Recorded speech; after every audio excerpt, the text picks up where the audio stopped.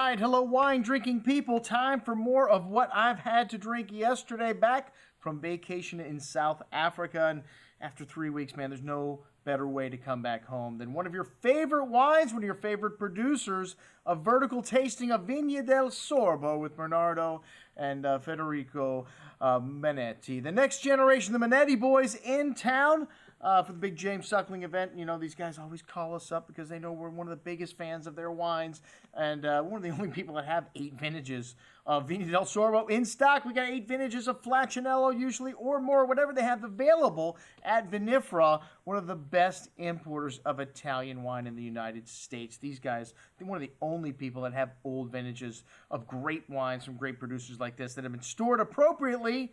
And they're not that expensive. I think when you look at, the greatest producer from Tuscany, you can still buy older vintages of their wines for under $200 that have been stored properly. It's just, to me, one of the greatest values in the world of wine, Italy. And, Fontodi, the greatest producer in Chianti Classico, located in the Panzano and the Conca d'Oro, the golden slopes of Chianti Classico. And these guys are a relative newcomer. They bought the property in the 60s, started developing in the 70s. They made the first vintage of their Vigna del Sorbo in 1985. This was the focus of our tasting. A single vineyard wine. It used to be up to 15% Cabernet Sauvignon, but they've been taking out the Cabernet Sauvignon as time goes by. The consultant Franco Bernabe that's been with them from day one has told them, you need to let these vines get older, and then this Sangiovese vineyard can stand on its own. And Giovanni Manetti said, enough is enough in 2011. No more Cabernet Sauvignon, and the new release is 100% Sangiovese. And to me, some of the greatest wines that have been produced in this vineyard. But the old ones are stunning wines, and the 95, our oldest one we showed, amazing, as this is my favorite vintage in the 90s. Next to 99, which is now starting to shed its tannins and really balanced. These 99s, now considered the best vintage in the 90s, according to the Manetti boys. It was the lowest rated wine on the table, 91 points from Parker, but Mr. Antonio Galloni has risen the scores on a lot of these old wines.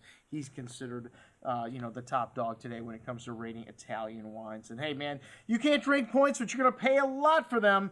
But like I said, these wines, to me, still a relative value. You can buy this wine, which they just make a few thousand cases of, for under $100 on release.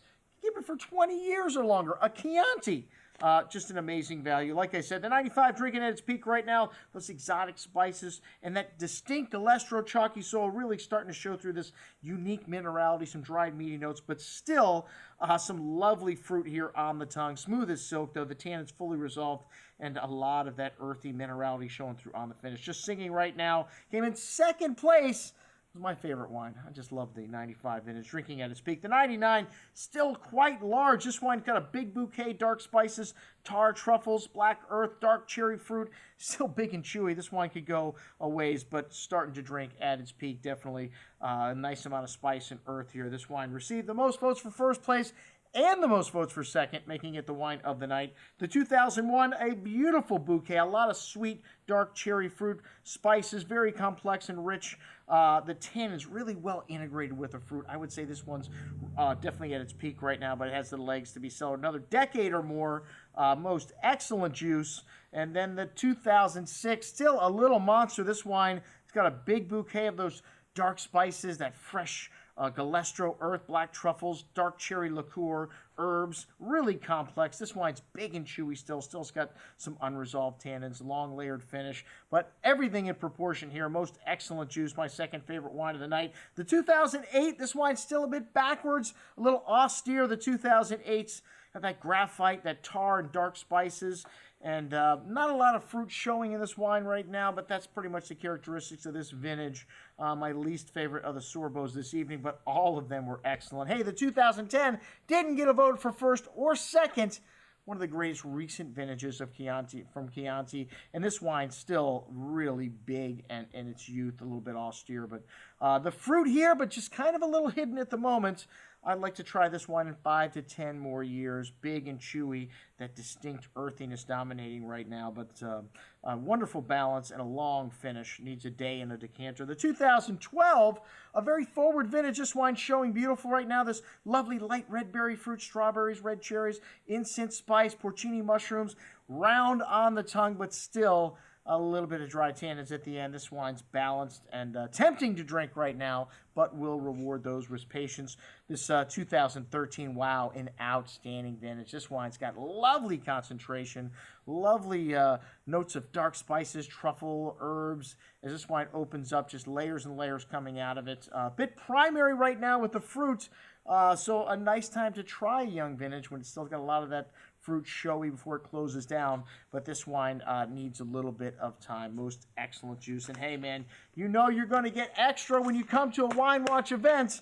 And hey, I forgot to mention the wine we started out with. Giovanni's, one of his relatives owns this vineyard, and Filette de la Mole, which is a different soil, definitely a different type of Chianti. On more sandy soils, you get a more elegant, a more fine Chianti, and this wine had a lovely aroma of light cherry fruit, smoked-dried herbs, and lunch meats, and really pleasant to drink with a slight chill. This wine just goes down too easy, the whole bottle. Not, to say that it is simple, but really easy to drink. Excellent juice. Hey, we had the Dino, which is a wine that they make in clay amphora, and now they're selling these clay amphoras to other producers all over the world. The boys are just going out to Napa to go to a tasting with all of the people that bought them out there and taste their wines. This wine, you get that really distinct earthy minerality, Galestro coming out in this, because this is pure unadulterated Sangiovese, no oak influence here. This is wine how they used to make it 1,000 years ago, and hey, some people may not like it as much as these new wines, but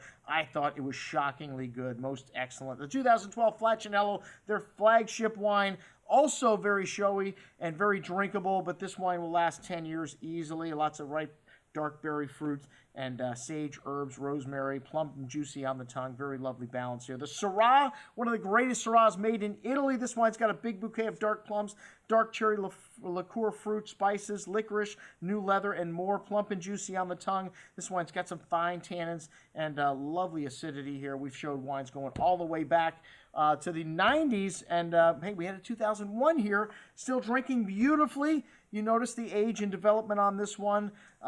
Very smooth and sexy finish here, velvety tannins. And hey, the Flaccinello 2013, another extra. This wine needs time, but the concentration and richness off the charts in these 2013s.